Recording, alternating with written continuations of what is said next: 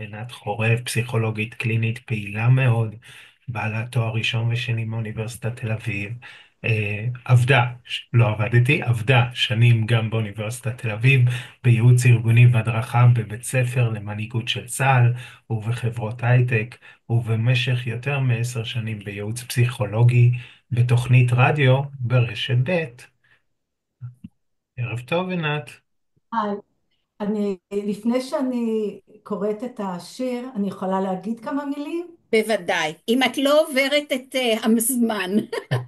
כמובן, אני מאוד מדויקת, סיכמנו. קודם כל, להיות כאן בערב איתכם זה אור גדול בשבילי, וזה זכות. תודה רבה. אה, זה מאוד חדש, כפסיכולוגית אני ידועה ומצליחה, ויש לי ברזומה הרבה דברים מפוארים. בתחום של כתיבה זה חבוי, וחשוב לי להגיד לפני שאני קוראת את השיר, שאני באה ממשפחה שכולה בחוץ, בתחומי יצירה מאוד ידועים, והילדות שלי, כמו שקורה לפעמים בפער בין החוץ לפנים, הייתה ילדות שהייתה אפופה, הרבה חשיכה והרבה כאב. שנים ברחתי מהמקום הזה, וברחתי גם מהכתיבה. בניתי מקדש שהיה אזור ביניים בין אור לחשיכה דרך הקליניקה. ולא הבנתי שהבריחה שלי מהילדה היא לא בריחה מחשיכה, היא דווקא בריחה מאור. והשיר הזה כותב על התהליך של לפגוש אותה שוב, ולפגוש משהו דרכה, לכן בחרתי להביא אותו כאן, כי עבורי ויהי אור זה ליטרלי ויהי אור, וזה בא לביטוי בשיר. הנאיביות שלי בלהיות כאן היום, הראשוניות של הצעדים שלי כאן, מתבטאת גם בזה שפשוט ישבתי, בחרתי את השיר, ובתוך כמה דקות תרגמתי מה שיצא. אז אני מקווה שזה בסדר, אבל זה באמת מאוד חדש בשבילי. אני מדליקה נר ראשון של חנוכה. אז השיר נקרא הילדה. אמרתי לה, אני מבטיחה לחזור עם כל החלומות שחלמת ולתת לך.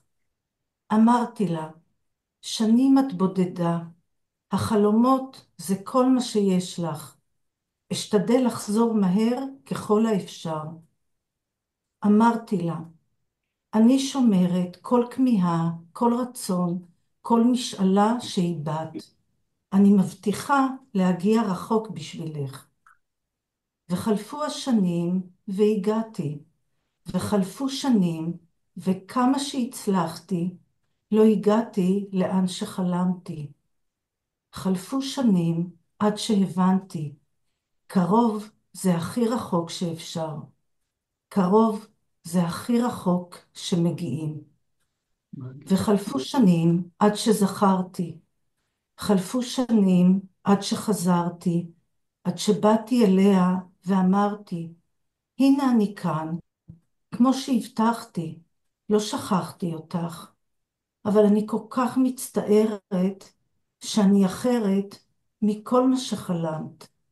והיא הושיטה לי יד ואמרה, ידעתי שתבואי, זה כל מה שרציתי, שלא תוותרי עליי. זה שיר מאוד דלית, מרגש.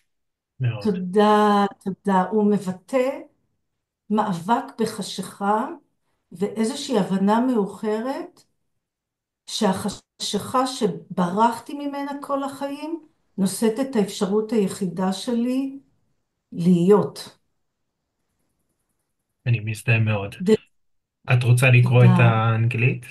אני יכולה, כן, את הנאיביות של המפגש שלי כאן, מה שזה. אני ממש ליטל גרל כאן היום. The little girl, I told her, I promised to come back with all the dreams that you have and give you.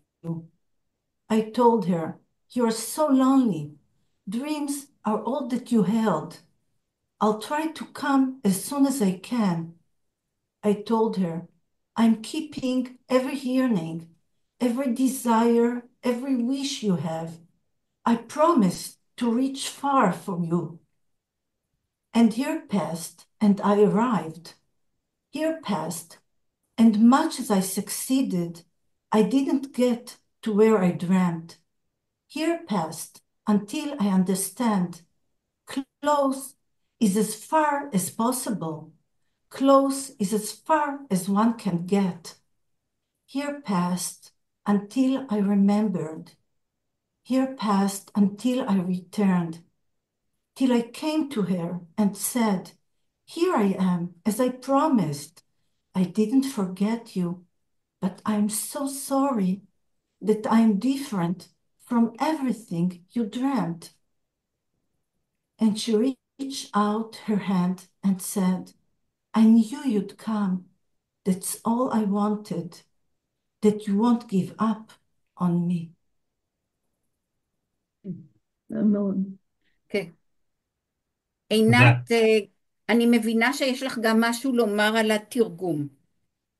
כן, למדתי לקאנט, פסיכואנליזה לקניאנית, והייתי גם שנים באנליזה לקניאנית. אחד הדברים שאני הרבה חושבת עליו לגבי שפה, שזה כמו בריאה. אני קוראת תנ"ך, לא כל כך בגלל הדת, כמו בגלל המפגש של השפה עם המהות של העולם ושל האדם. אלוהים ברא את העולם בשפה, ויהי, ויאמר. וכשתרגמתי, חשבתי על המקום הזה של המנגינה שאני רוצה להעביר.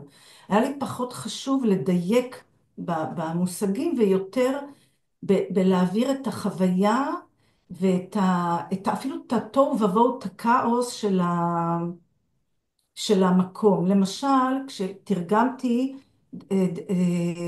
The dreams are all that you held, במקור זה החלומות שיש לך, אבל דווקא that you have זה פחות מדויק מהתרגום, כי החלומות החזיקו את הילדה, המציאות שלה הייתה כל כך אבודה וכאוטית, שדווקא התרגום הלא מדויק אפשר לי לתת יותר את החוויה של הילדה.